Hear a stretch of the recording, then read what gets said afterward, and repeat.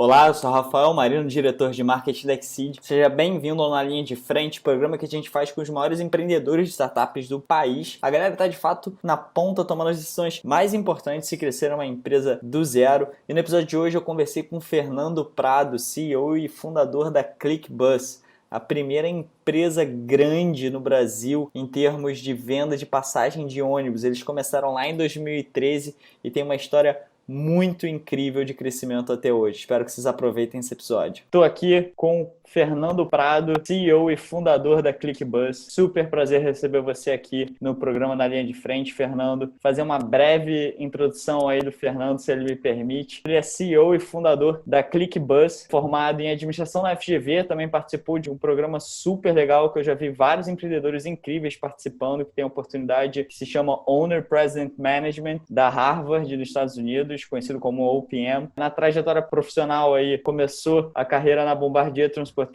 trabalhou lá por 5 anos, depois foi chefe de operação na Latam, de fundo de private equity, ocupou vários cargos de gestão na área financeira e de negócios aí na Novo Nordics, e ainda em 2013 fundou a ClickBus, que é atualmente a plataforma líder em venda online de passagens rodoviárias, que hoje trabalha aí com cerca de 150 aviações, né, Fernando? Não sei se hoje já são mais, oferecem aí aos passageiros mais de 4 mil destinos em todo o Brasil. Fernando, super prazer em receber você por aqui. Rafael, agradeço o convite, o prazer é todo meu e super obrigado pela introdução, falou tudo. Só complementaria para todo mundo me conhecer que eu sou casado, pai de 2 filhos, pai do Lucas e do Antônio. O resto você falou tudo.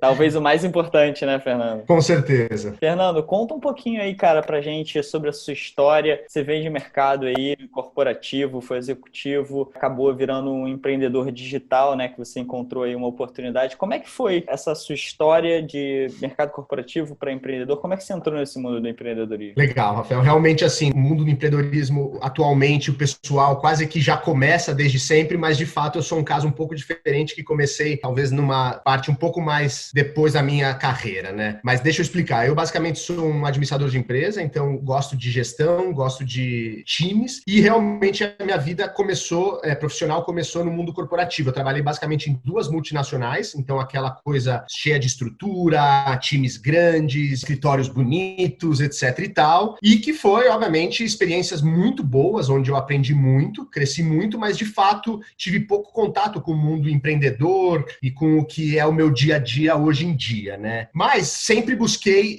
diferentes oportunidades, mesmo que dentro desse contexto de multinacionais. Então, comecei na área financeira, depois eu forcei uma mudança para a área de negócios, passei em marketing, vendas, e fui crescendo nas minhas organizações. Também tive a sorte de ter trabalhos muito com características internacionais, onde eu pude conhecer culturas diferentes e trabalhar com culturas diferentes. Aí a gente aprende muito que não tem o certo e errado, mas tem muitas coisas diferentes, formas diferentes de ver. Então, isso é um aprendizado muito grande que eu tive nessas experiências internacionais. E acabei morando 4 anos no México, né? Enquanto eu trabalhei na Novo Nordisk, que é uma farmacêutica, e eu trabalhei em Business Development. Então, basicamente, a gente tinha que levar a empresa desde o México para 20 países da América Latina, né? Então, não deixa de ser a primeira trabalho mais focado em empreendedorismo, apesar de estar num contexto de multinacional, essa empresa não estava presente nesses países e ela precisava estar. E aí eu estava tocando esse projeto de expansão na América Latina, e isso foi me tornando cada vez mais latino, né? Que é uma coisa que eu falo muito, eu sou um brasileiro, mas realmente a América Latina está no meu sangue. Eu morei no México, mas viajava para a América Central, Guatemala, Panamá, enfim, toda a América do Sul. Então eu adoro a América Latina, né? Que é um país que até hoje eu trabalho, né? Inclusive na ClickBus. Essas experiências começaram a despertar um ar empreendedor dentro de mim, mas ainda no contexto de uma multinacional. Depois eu decidi voltar para o Brasil, até por questões mais pessoais, né? Enfim, fiquei uns 4 anos lá, eu achei que era o momento de voltar, e quando eu voltei, o Brasil estava naquele momento de boom econômico, onde muitos fundos estavam vindo para o Brasil para investir, né? E, enfim, eu acabei, né, acertando de participar de um projeto de um fundo europeu que tinha muito capital, mas queria investir na América Latina. E eu acabei sendo o brasileiro desse fundo, fazendo esse papel, né, de conquistar os empreendedores, gerar uma química extra nos empreendedores, porque naquele momento, cada empreendedor que a gente ia falar para se associar, 3 ou 4 fundos estavam falando em paralelo. Então, dinheiro em si não fazia diferença, era alguma outra coisa. Então eu comecei a jogar esse jogo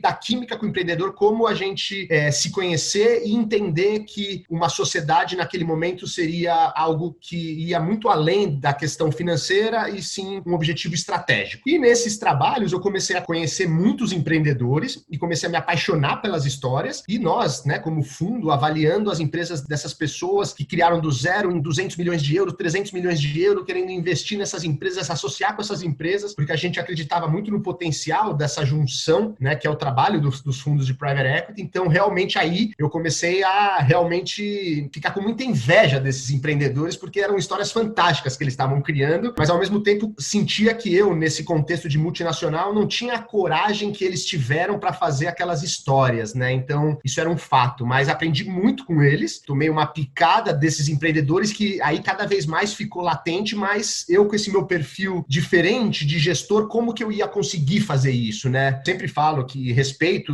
concorrentes, outros empreendedores que não estão no nosso mercado, que realmente começaram do zero, muitas vezes venderam um carro, uma casa para fazer, colocaram muito risco, né? Então eu tenho muito respeito por esse tipo de empreendedor, né, que realmente fazem a diferença na sociedade, no Brasil, mas existem outras formas, né? Enfim, aí eu fui encontrar uma outra forma que tinha mais a ver com o meu perfil, mas eu não quis aceitar que pelo meu perfil ser diferente, não era possível fazer um empreendedorismo. Então fui entendendo, né, as possibilidades, e realmente no caso da ClickBus foi um empreendedorismo diferente, porque eu chamo que foi um empreendedorismo estruturado, que tem exatamente a ver um pouco com o meu perfil, né? Se eu não queria empreender do nada, vender tudo que eu tinha para começar, tinha que ser de alguma forma estruturada, né? Então sim, existem outras formas, e foi a forma que eu segui o meu caminho, né, para realmente fundar a ClickBus, e estamos aí na estrada há 7 anos, né? Então, basicamente, a gente se juntou com um fundo desde o início. Então, desde o início, a gente fez um projeto conjunto, né? Fundar uma empresa de um modelo de negócio que já existia em outro país, com um plano pré-estabelecido e com capital já pré-garantido. Então, é um modelo realmente diferente de empreendedorismo, mas os desafios são os mesmos, né? Começar do zero, montar um time, criar uma cultura de empresa, desbravar um novo mercado, que no nosso caso é o mercado rodoviário, que é um setor super gigantesco, que atende a milhões de pessoas, porém pouco, vamos dizer, acolhido pela tecnologia e pelos serviços. Então, o desafio é tão grande quanto, porque no final a gente está falando mais do que a ideia em si, no desafio da execução. E foi muito nisso que a gente se focou para chegar onde a gente está até agora. Sensacional, Fernando. Você falou muita coisa aí, cara, bacana. Acho que, primeiro de tudo, a coisa que mais me pegou foi você passar por várias áreas no seu mundo corporativo, e eu acho que isso também, com certeza, te preparou para ser um bom CEO, um bom gestor, que você teve muito contato com muitas áreas diferentes, com culturas diferentes, e isso é um dos pontos chaves, né? Você saber lidar com pessoas e gerir pessoas, é lidar com pessoas diferentes, de culturas diferentes. E o outro ponto que eu achei super interessante também é essa questão de que não existe, né, essa fórmula mágica do empreendedor, onde é contado nos filmes do que tem que ser feito. Exato. E como é feito o empreendedor. Pode nascer isso de várias formas, e a sua forma super estruturada, super interessante, né? E aí, em 2013, você fundou a ClickBus como CEO. De 2013 para cá, inclusive, continuando nesse papo de gestão, que é um assunto que eu acho muito legal, principalmente da galera que está escutando a gente, que são empreendedores e amantes do ecossistema no geral, que estão abrindo suas empresas, que estão passando por dificuldades, que estão enfrentando desafios. Nesses 7 anos, Fernando, como CEO da ClickBus, crescendo aí, acredito que a maior empresa digital de venda de passagens de ônibus, quais foram, cara, os maiores aprendizados cumprindo essa função aí até o momento? Bom, primeiro teve o aprendizado do mercado, porque não era um mercado que, quando a gente fundou a empresa, a gente conhecia. Então, não é que a gente veio do setor rodoviário, né? E aí, com os insights do setor rodoviário, a gente já entendia e aí estruturou a ClickBus. Então, foi um desafio muito grande de já tomar uma decisão de empreender num setor muito grande, porém sem conhecer muito, né? Então, eu acho que esse foi o primeiro desafio. Então, muito estudo, muitas conversas, muitos contatos, muitas viagens de ônibus, muitos passeios pelas rodoviárias, para de fato entender aquele ecossistema. A gente fazia o paralelo com outros ecossistemas do mundo de viagem, né? Avião, hotel. A gente fala, cara, como a internet já penetrou tanto nesses segmentos de viagem e no ônibus essa coisa ainda não aconteceu. O porquê disso, né? Tem várias explicações, não é um único motivo, né? Tem a ver com as empresas, tem a ver com os consumidores, tem a ver com várias questões até ligadas à regulamentação do setor, mas de fato a gente percebeu que aconteceu com os outros segmentos da viagem, também aconteceria com o ônibus, mas a gente precisava entender o porquê que ainda ainda não tinha acontecido, porque essa seria a chave para a gente fazer as coisas necessárias para isso se tornar uma realidade, né? Então, acho que esse foi o primeiro grande desafio, entender o mercado e, de fato, as alavancas e as principais dores que existiam em todo o ecossistema, como marketplace, não só para os viajantes, mas também para as viações, para as rodoviárias, né? São vários stakeholders que participam do mercado rodoviário que a gente precisou entender tudo, né? Então, acho que essa foi a primeira coisa. Depois, obviamente, a questão de construir o time. Rafael, acho que em todas as conversas que você tem, a gente fala sobre o desafio do time,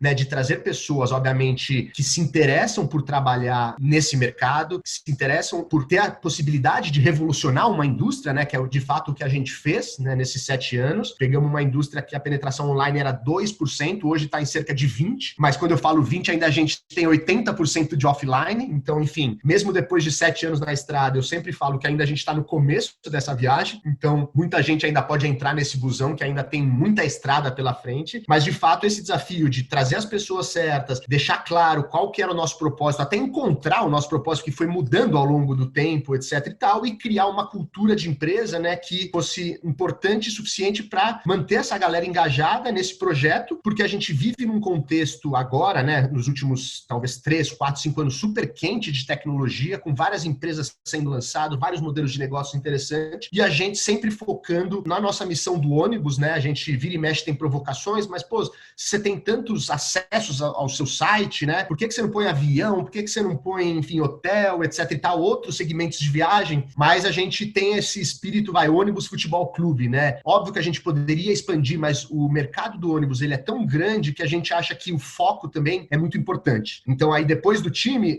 vou pro terceiro ponto, que é o foco, que foi um dos maiores aprendizados que a gente teve, sem dúvida, e só devido ao foco a gente está se falando hoje pela ClickBuzz. Eu poderia estar falando de outra empresa, mas se a gente não tivesse focado em algum momento, eu vou explicar por que a gente não estaria aqui. Quando a gente abriu a ClickBuzz em 2013, a gente já tinha no planejamento abrir e testar o modelo de negócio em 13 países, né, do mundo inteiro. Então, a gente abriu a ClickBuzz de 2013 a metade de 2015 em 13 países, e estamos falando de países bem diversos, né, alguns mais parecidos e conhecidos por mim na América Latina, Brasil, México, Colômbia e Peru. Aí, alguns países da Europa também mais tradicionais e parecidos com a gente, Alemanha, aí começa a Polônia, República Tcheca, Romênia e Turquia. E na Ásia, a gente abriu a ClickBuzz na Tailândia, na Filipinas, na Indonésia e no Paquistão. Então, assim, foi uma experiência de diversidade fantástica, onde a gente tinha que construir um time local em cada um desses lugares, lançar o nosso site, fazer parceria com as empresas de ônibus de cada um desses países, começar a trazer clientes para a nossa plataforma e aí o marketplace começar a rodar. Então, para isso acontecer, um super desafio. Por que eu falei do foco? Porque hoje a gente não está aberto em todos esses países. A gente, depois de 2 anos, fez uma análise bem crítica de cada um dos mercados, entendendo o porquê funcionou ou porquê não funcionou. E desde 2015, a gente, de 13 países, foi para 4, né? E aí foi uma mudança de chave gigantesca, que confesso que era super legal e até charmoso falar que era 13 países, uma multinacional brasileira em 13 países, aquela coisa. Legal, eu fazia essas viagens, etc e tal. Muito interessante conhecer esses países, essas culturas diferentes, tão diferentes, mas a gente estava se perdendo em nós mesmos, né? Eu acho que todo empreendedor de tecnologia sabe o desafio que é uma decisão de roadmap de produto. Imagina uma decisão de roadmap de produto de 13 países ao mesmo tempo, todos iniciando, né? E com um time central de tecnologia. Então, era uma loucura, né? Enfim, de fato, quando a gente focou nesses 4 países, a gente parou de fazer muitas coisas meia boca para fazer poucas coisas muito bem feitas. E aí, isso começa a impactar o mercado, e quando isso impacta o mercado, nossos colaboradores percebem,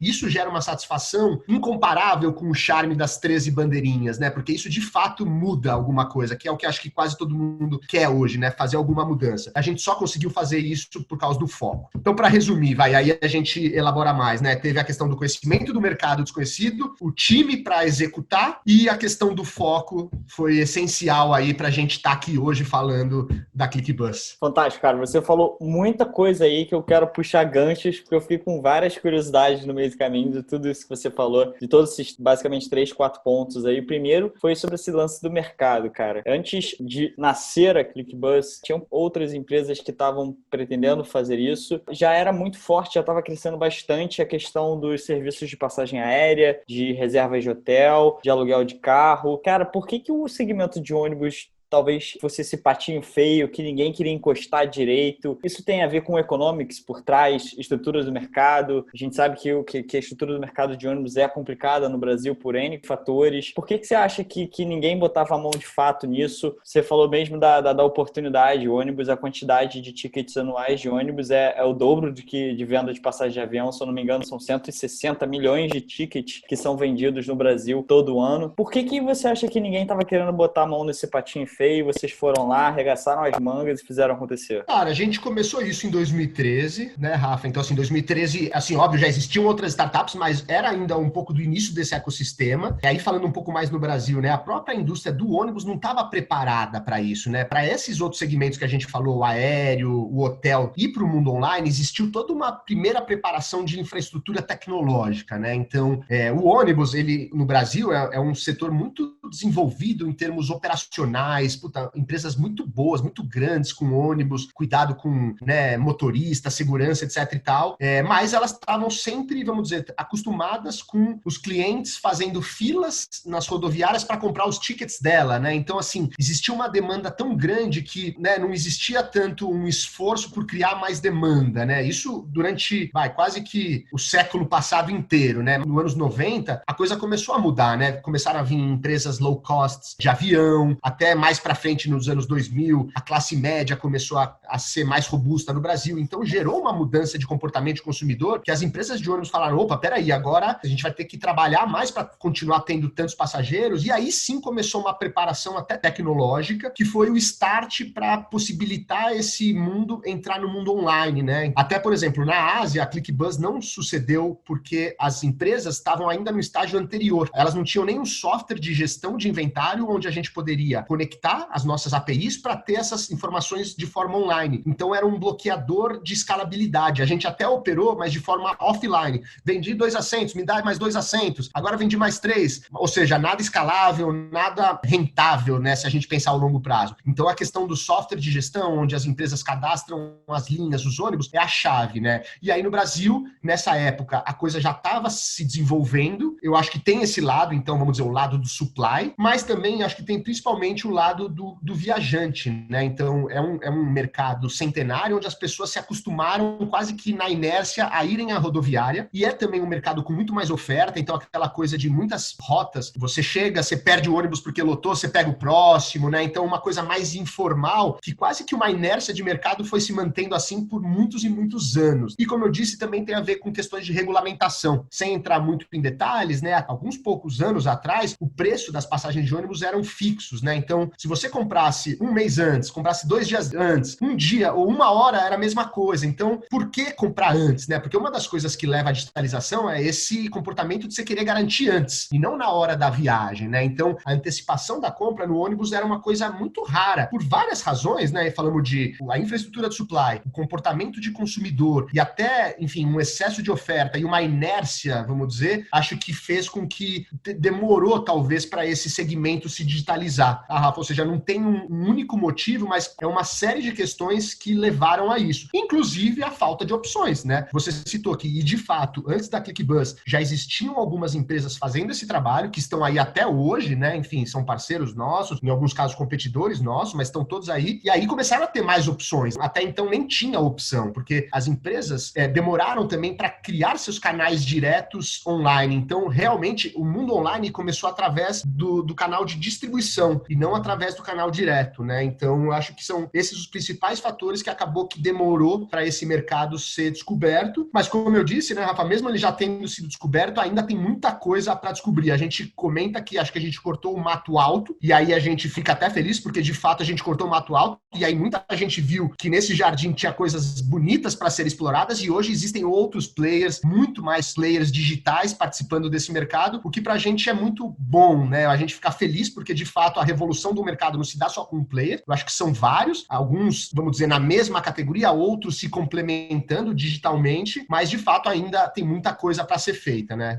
80% das pessoas ainda compram seus tickets nas rodoviárias. Exatamente, esse é o ponto que eu queria conectar sobre essa questão da penetração, né? Eu até achava que a penetração do ônibus era menor, você falou que são em 20%, e quando a gente olha a penetração de digital online para passagens aéreas, a gente vê uma média global aí de 40 e poucos por cento. No Brasil, acho que gira em torno dessa média global. Nos Estados Unidos, a gente vê uma média de 80% já online. Isso demonstra um pouco que você está falando da oportunidade que tem pela frente nesse mercado, né, da digitalização de passagens e venda de passagens de ônibus. Entrando nesse aspecto, o que você vê pela frente que pode auxiliar essa penetração, esse aumento dessa penetração, transformar mais o mercado em online, transformar numa experiência melhor para o cliente, não ter que ficar indo lá enfrentando fila? O que vocês estão vendo aí em frente para fazer aumentar esse awareness aí de compra online de passagem de ônibus? O 20% te surpreendeu, mas ele tem a ver, infelizmente, com esse ano. Talvez no começo do ano era 15%, com a pandemia isso acelerou muito. E aí, conectando com o que você perguntou, Rafa, acho que assim, o que a gente está vendo? Realmente uma aceleração na mudança do comportamento dos consumidores que viajam de ônibus na média. Então, coisas que a gente não via alguns anos atrás, hoje todos os nossos viajantes praticamente já estão online. Óbvio, muitos ainda não fazem compras online, mas com todas essas empresas, as Magazine Luizas, os Ubers trabalhando forte, muito mais gente está se acostumando com o mundo online. Então, a nossa perspectiva realmente é aí do público do ônibus a rolar uma aceleração desse comportamento. E aí, obviamente, naturalmente, as pessoas vão também fazer o link da compra do ticket de ônibus com o mundo online. Porque em muitas pesquisas que a gente faz com o público da rodoviária, eles mentalmente não fazem esse link entre comprar um ticket de ônibus e a internet, sabe? É uma coisa que ainda, porque exatamente pelo que você falou, né? O awareness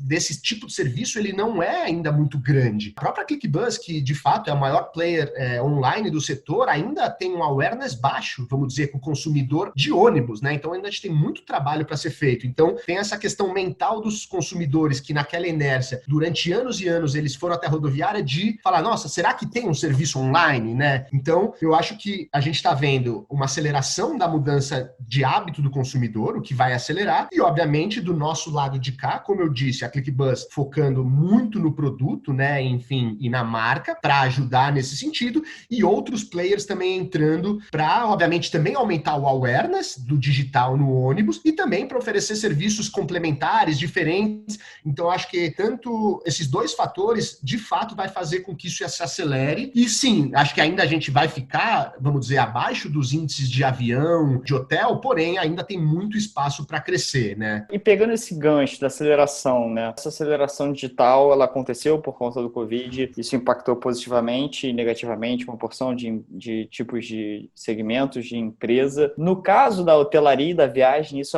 impactou, assim, absurdamente negativo, né? A gente viu vários casos bem ruins acontecendo, empresas aéreas falindo, empresas grandes fechando as portas de hotéis. Como é que foi a questão do Covid na indústria do ônibus? Como é que foi a adaptação para esse período de pandemia? Que mudanças que foram feitas? Como é que isso impactou o mercado em si? Porque, pelo visto, essa questão da penetração, de alguma certa forma, pode ter ajudado. Não sei se em questão de volume, venda, mas como é que foi isso para o mercado de ônibus? Foi tão duro quanto para o mercado de hotéis e de aviação. Então, realmente foi a maior crise da história do setor, né? Então, o grande remédio no início da crise foi acabar com a circulação de pessoas. E nesse contexto, basicamente, quase todos os ônibus, não todos, quase todos os ônibus pararam de rodar. Eles só não pararam porque, por lei, eles são um serviço público, onde pessoas, mesmo numa situação de pandemia, precisam se locomover. Mas, vamos dizer, então a gente teve um momento de menor oferta nos últimos 100 anos de ônibus durante 3 meses. Então foi realmente muito pesado para as empresas operadoras, né, os nossos parceiros, inclusive para a ClickBus, né, porque a gente praticamente não tinha clientes para vender. Então,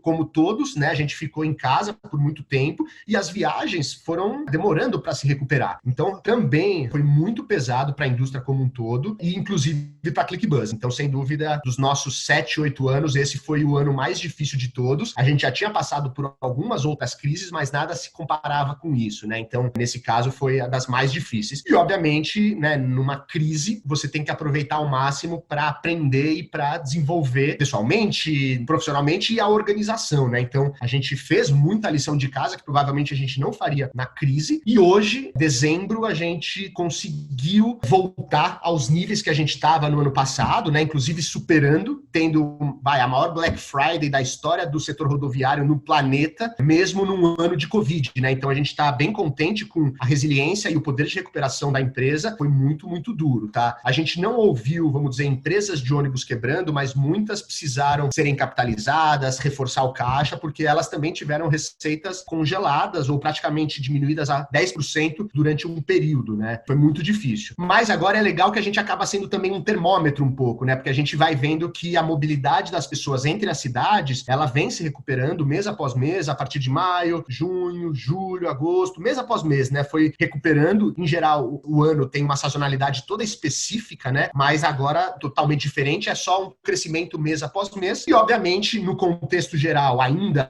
a indústria não recuperou, porém, como a gente estava falando, a porção online dela quase que dobrou. Então, esse é o lado bom, seria um efeito colateral legal dessa crise. Obviamente, a gente lamenta muito mais as partes ruins, mas, sem dúvida, a questão online ficou em evidência, não só para a ClickBus, mas para todos os players do segmento, como várias indústrias, entenderam que realmente o online, que já era importante, passou a ser essencial. Então, enfim, todo mundo começou a olhar mais para esse lado. Então, a ClickBus acaba que se beneficia por esse contraponto, mas sofremos também, como todos os players de viagem. Fernando, um ponto que ficou aqui guardado na minha cabeça foi que você falou que depois de um tempo que vocês fundaram a ClickBus, vocês decidiram ir para 13 países do mundo, né? Por que dessa estratégia desde o começo? Como vocês decidiram, quais países entrar? O que esse movimento trouxe de aprendizado para vocês? Porque é um caminho aparentemente super agressivo, né, de ser seguido desde o começo, já plugar. Eu sei que nesse mercado de ônibus, de hotéis e tudo mais, existem os brokers que facilitam a entrada em outros países, de você conseguir plugar e eles te conectarem com uma rede grande, local. Mas por que essa estratégia tão no começo e como é que vocês decidiram os países que iam entrar? Qual foi a estratégia por trás disso? Bom, a decisão de internacionalizar para testar um modelo de negócio é uma estratégia que, naquele momento, o nosso investidor tinha em todos os negócios deles, né? Nosso investidor foi um fundo alemão chamado Rocket Internet, e a ideia deles era exatamente, desde 2005, 2006, desbravar o mundo offline com aquela perspectiva de ter a vantagem do primeiro player a chegar no mercado, né? Então, propositalmente, quando eles identificavam um modelo de negócio interessante, a ideia era tentar ser o primeiro player desse modelo de negócio em vários países. Se de fato funcionar, você tem essa vantagem de ser o primeiro player. Se não funcionar, você fez esse teste, né? Então, a decisão já era parte de uma estratégia do investidor que fez isso com vários negócios. Então, a ClickBus também passou por esse processo de internacionalização para testar o modelo de negócio, né? Mas a decisão dos países, essa foi realmente, assim, muito interessante, porque mesmo hoje, né, depois de 7 anos, se você for fazer buscas no Google para entender relatórios sobre mercados de ônibus, não existe nada, né? A ClickBus fez uma série de compilações sobre os nossos dados, porque a gente adora disponibilizar todos os nossos dados, mas fora isso, e globalmente, não existe nenhum tipo de relatório. Então, de fato, foi um exercício muito desafiador. A gente basicamente tentou elencar quais eram, vamos dizer, os principais fatores que deveriam compor um bom mercado para ônibus. Então, a gente pegava desde população, meios de transporte, e alguns outros critérios, não muitos, para tomar essa decisão. E, obviamente, a gente acabava usando o contato de alguns desses países para determinar o interesse nesse tipo de mercado. Inclusive, o nosso processo de contratação dos nossos country heads era exatamente um case sobre a ClickBus nesses países. Então, a gente usava as entrevistas para também estudar o mercado junto. E aí, obviamente, tinham várias perspectivas, mas era uma forma de a gente entender, né? Eu lembro que na Romênia, a gente só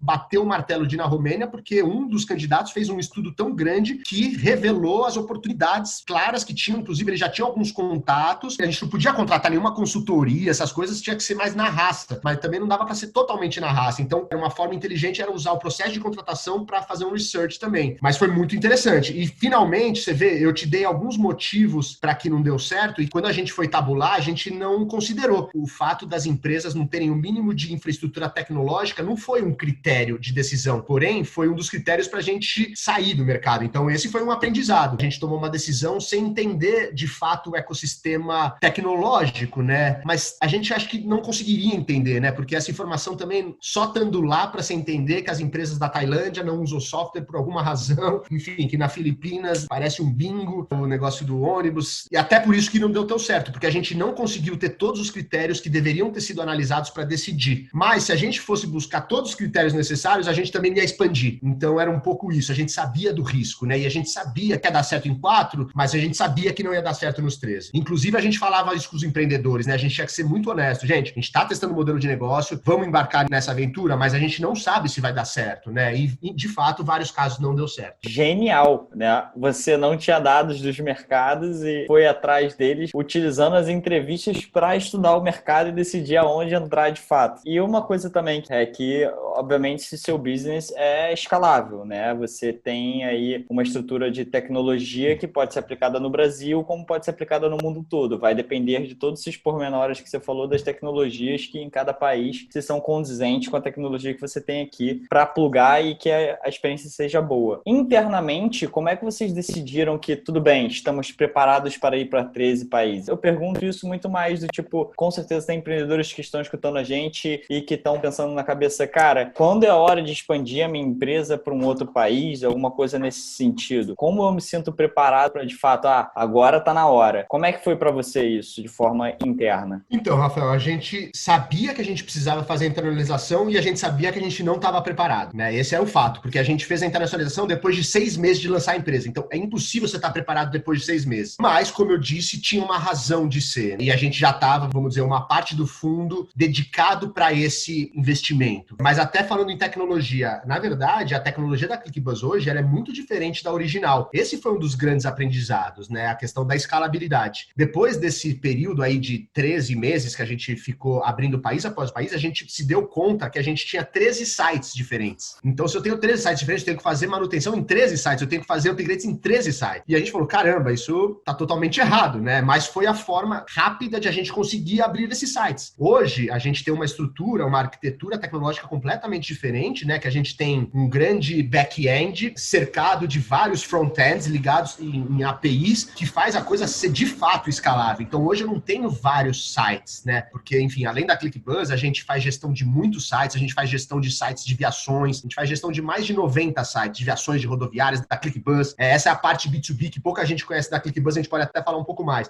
Mas eu não tenho 90 sites, né? Eu tenho 90 fronts. Aí eu tenho um super back-end. Então, a parte tecnológica foi um super upgrade que a gente teve depois dessa experiência de ter 13 sites em paralelos. E aí, quando a gente voltou para casa, a gente refez nossa tecnologia. Se eu fosse expandir hoje, seria completamente diferente. Eu só faria um front para cada um desses países, muito mais fácil de fazer upgrades, de fazer adaptações locais, e eu não precisaria ter todo um back-end por país, né? Então, acho que uma das grandes learnings foi em termos de tecnologia e aquele, né, dilema, né? Se a gente fosse buscar a perfeição, a gente não tinha feito, mas o fato de a gente ter feito rápido foi o que a gente fez aprender tanto e até ajustar a nossa tecnologia, sei lá, em 2015, que é o que nos traz até hoje, né? Se a gente tivesse com aquela tecnologia original, provavelmente eu não conseguiria ter tantos novos negócios como a gente teve por uma questão de arquitetura de tecnologia. Bacana, eu não sabia desse lado B2B da ClickBuzz. Imagino que isso seja com certeza uma vertical de receita diferente, né? Se eu não me engano, inclusive o Booking, uma parte super significativa da receita do Booking no Brasil, vem dessa linha B2B, dessa penetração em sites, blogs, sites de cidades e prefeituras e blogs de viagem, onde eles incorporam lá os motores deles de busca. Como é que foi para a ClickBuzz essa movimentação de sair desse mercado, saída da questão só do B2C, né, onde tem teoricamente um grande volume, e focar e criar uma linha B2B e começando a fazer gestão de sites? Isso também não implicou em questão de foco na empresa? Como é que foi essa decisão? Perfeito, Rafael. Com certeza tem a ver com foco, mas também tinha a ver definições sobre modelos de negócio, né? Você, na nossa conversa, comentou que em alguns países existem um player que é uma espécie de um hub que ajuda muito aos varejistas conectar com as empresas de ônibus através desse hub. Era o caso do Brasil. Quando a ClickBuzz começou em 2013, já existia uma outra startup fundada 1 ou 2 anos antes que fez esse primeiro trabalho inicial de ser uma espécie de um hub. Ele foi lá, se conectou com várias viações e aí quando a ClickBuzz chegou, falou, não, conecta comigo que você já tem acesso a 30. Você não precisa ir uma por uma. Porque esse é um dos grandes desafios que a gente passou em todos esses países. Era uma empresa por empresa. Conectou com uma. Documentação de API, outra. E aí aquela coisa do o que vem, o ovo e a galinha do marketplace. Eu só tenho 2 viações, eu trago os clientes, eles querem outras rotas. rotas, enfim, aquela loucura. No caso do Brasil, tinha esse hub. Então a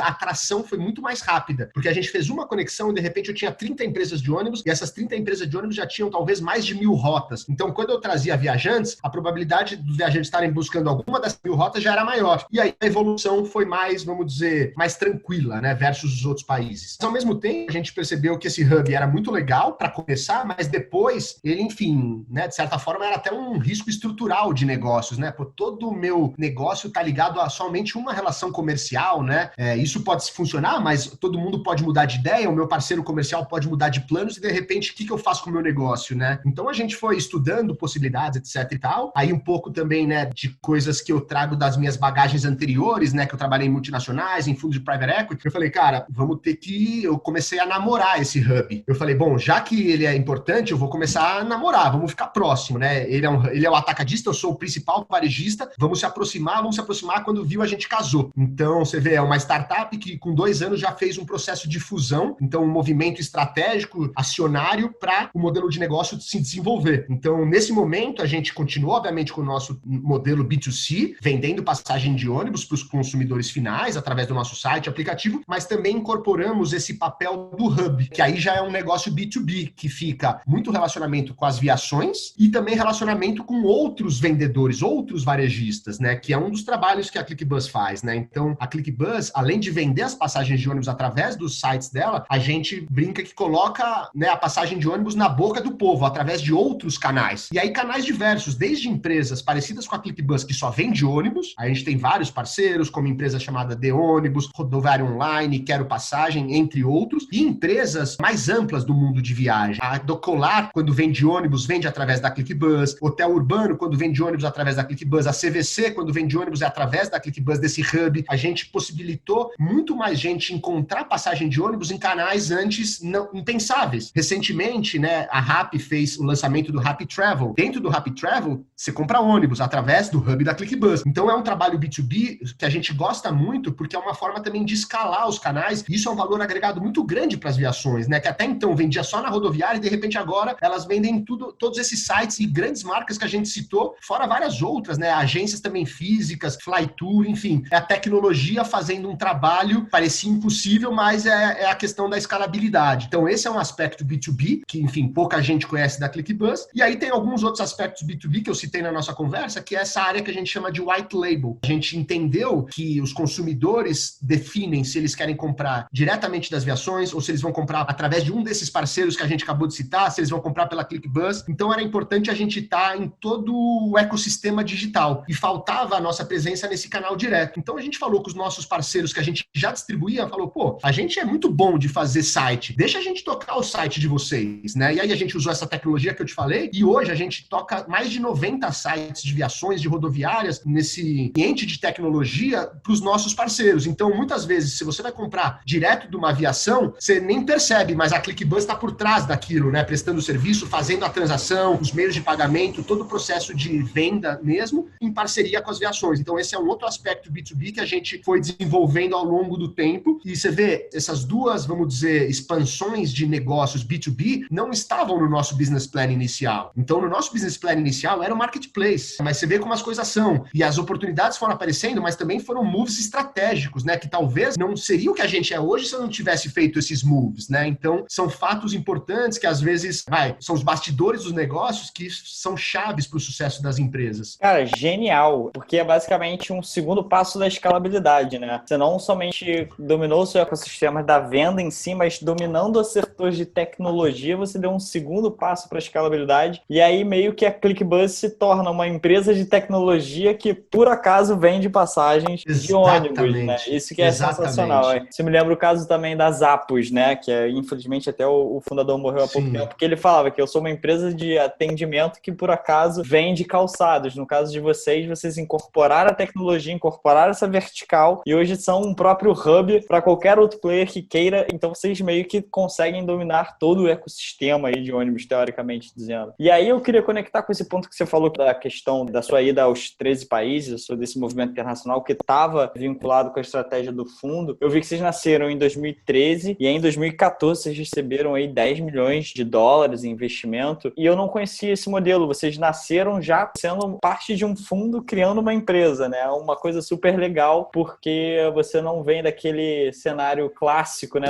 da briga do empreendedor na busca do investimento. Então você já veio desse outro lado, que é muito legal, que você já conhece bastante como é que funciona o lado do VC também, o lado de fundo. E eu queria saber como é que foi esse processo de captação, quais as dificuldades que você encontrou, se houveram dificuldades nesse processo de captar investimento, que é um ponto muito sensível, né, para os empreendedores que escutam a gente, com os empreendedores que a gente conversa. Hoje mesmo eu estava lendo, saiu um reporte do Distrito, o tempo que demora de captação, que em média fica variando em torno de 19 meses, se a gente pegar uma média geral no Brasil, ou seja, um tempo super longo, e é uma questão sensível, né? Como é que eu capto dinheiro? Quando eu vou captar dinheiro? As dificuldades, você tem que ir lá de manter aquele namoro, relacionamento desde o começo. E como é que foi esse processo para você? Como eu disse no início, né, Rafael, no nosso caso foi um pouco diferente do tradicional, como você bem definiu agora, e sem dúvida tem suas vantagens e desvantagens. Acho que a vantagem é o que você comentou, né? Desde o início eu consegui fazer um plano sabendo que eu teria um determinado fundo. Então,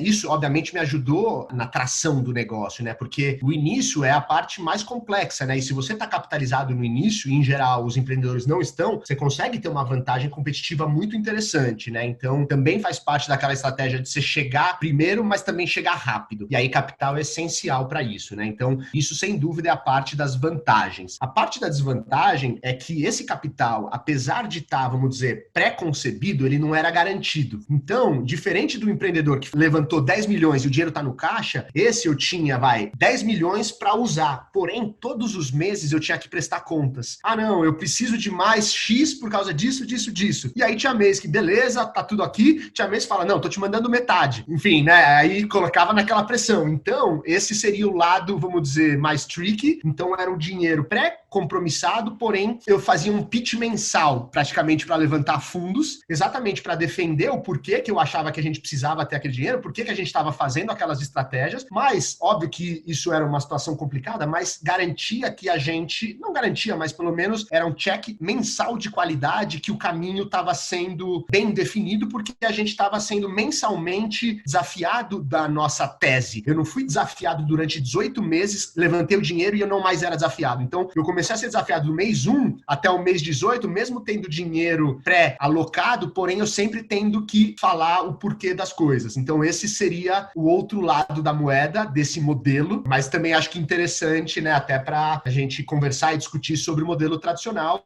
que, como você disse, você se empenha muito no momento do levantamento, depois, de certa forma, você tem a liberdade de executar aquele plano que foi combinado com o investidor. Isso é curioso, porque também nesse modelo tradicional, muitas vezes no term sheet você também não recebe, né, esse montante de primeira. Além de você passar por todo esse período de namoro e relacionamento, o fundo chega e fala, não, beleza, vamos nessa, mas olha só, você tem esses entregáveis aqui, a gente vai entregar de acordo com performance, enfim. Como é que foi esse processo de defesa mensal? Isso teria pontos negativos, por exemplo, de você não conseguir focar tão bem no produto, no desenvolvimento da empresa? Como é que foram os principais pontos negativos e positivos dessa defesa mensal de orçamento para ter esse cheque aí dos fundos? Eu acho que assim, a gente tendia a ser um pouco mais conservador, né? Porque como você estava, vamos dizer, meio que on the spot mensalmente, você quer sempre estar bem na fita. E isso pode ser com que você fique um pouco mais conservador. Isso, né,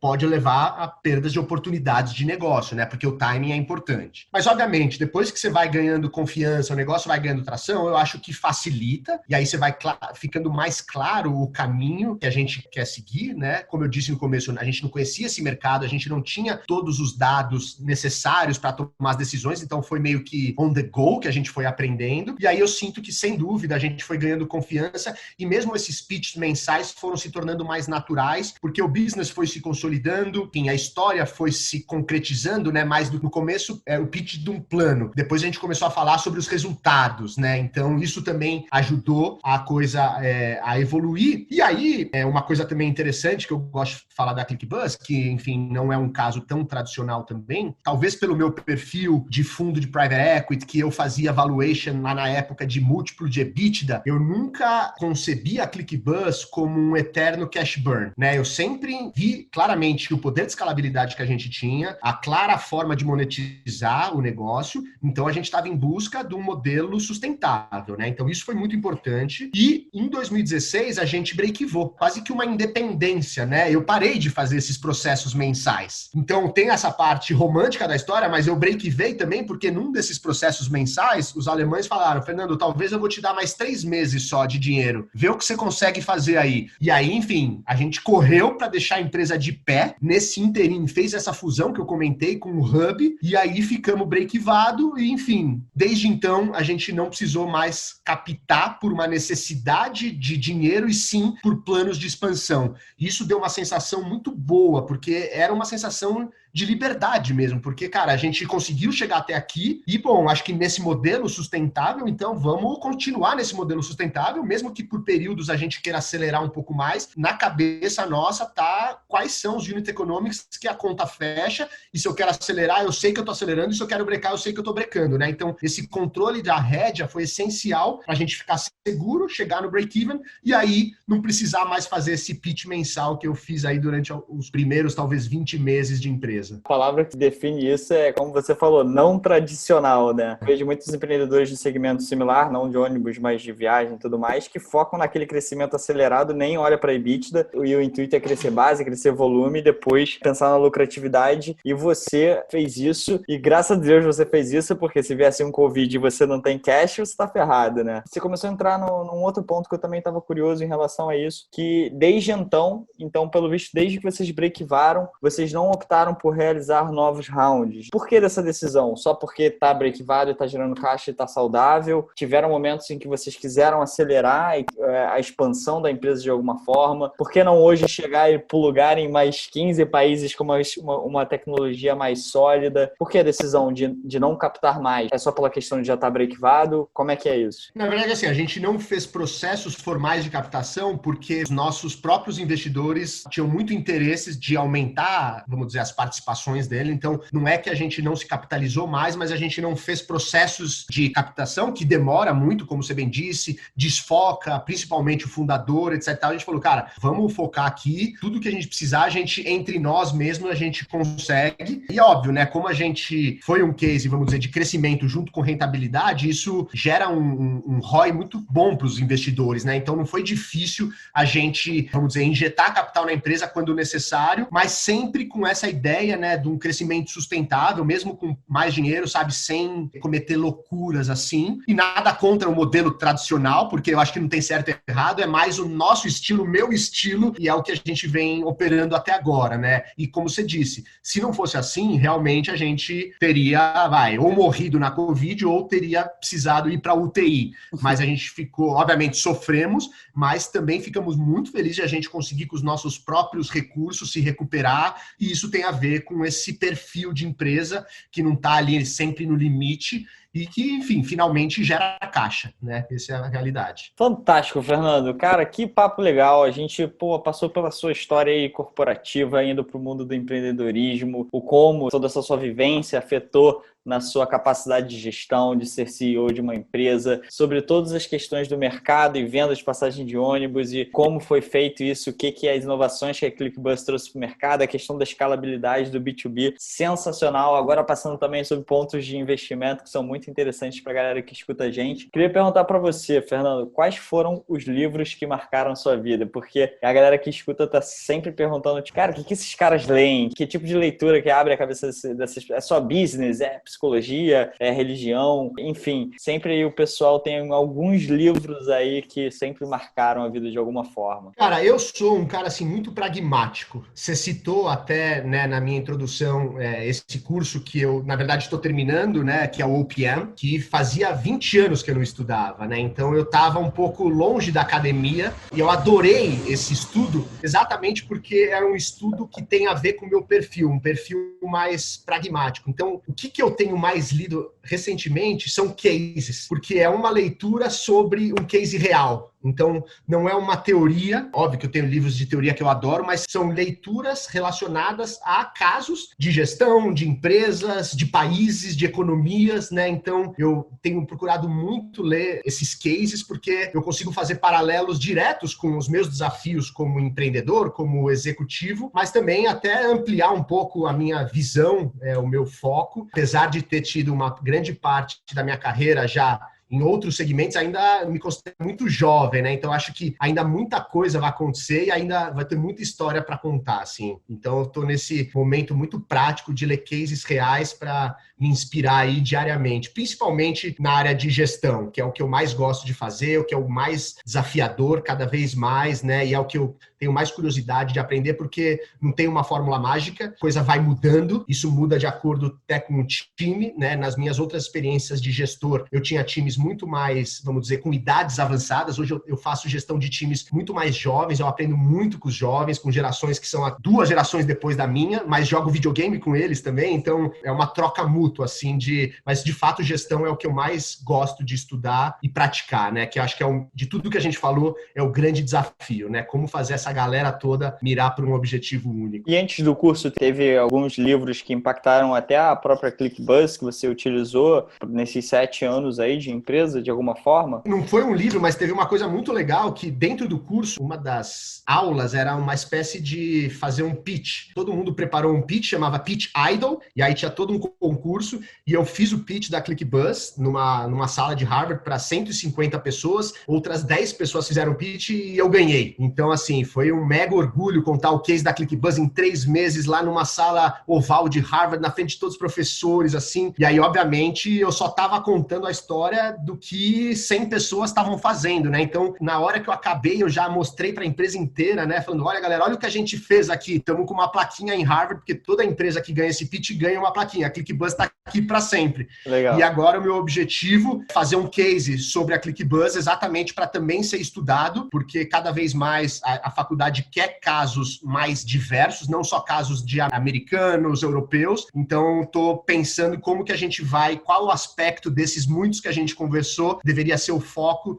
desse case para a gente deixar lá registrado também, muitas outras pessoas do mundo inteiro estudarem sobre a ClickBuzz. Isso sobre case, cara, eu particularmente concordo em gênero, número e grau com você. Eu acho que é a forma que as pessoas aprendem mais rapidamente do que simplesmente lendo livros de gestão e tudo mais. Eu já li vários livros de gestão, são poucos os que de fato mudam a sua cabeça e quando você faz cases, você se bota, né, na pele de gestor o tempo todo, é como se fosse um laboratório de experiências, né? Então eu acho que pessoas que querem se desenvolver como gestores têm que fazer muitos cases, têm que ler muitos cases, aplicar muitos cases, que é isso que vai acelerar o processo de aprendizado. E aí uma última pergunta, Fernando, se você pudesse transmitir aí um recado a todos os empreendedores e empreendedoras do país nesse momento, qual seria o recado que você passaria para eles? Rafa, meu recado é um pouco do que a gente falou. Pessoal, não existe uma fórmula mágica, não existe um único caminho. Eu acho que assim, né, no fundo, cada um vai encontrar seu caminho se quiser ser empreendedor. Eu acho que o ecossistema está cada vez mais favorável, né? Se a gente fosse falar isso há 10 anos atrás, eu estaria com uma mensagem menos otimista, mas hoje acho que é uma mensagem muito mais otimista, que é um momento único. E apesar, vamos dizer, da economia como um todo não estar, né,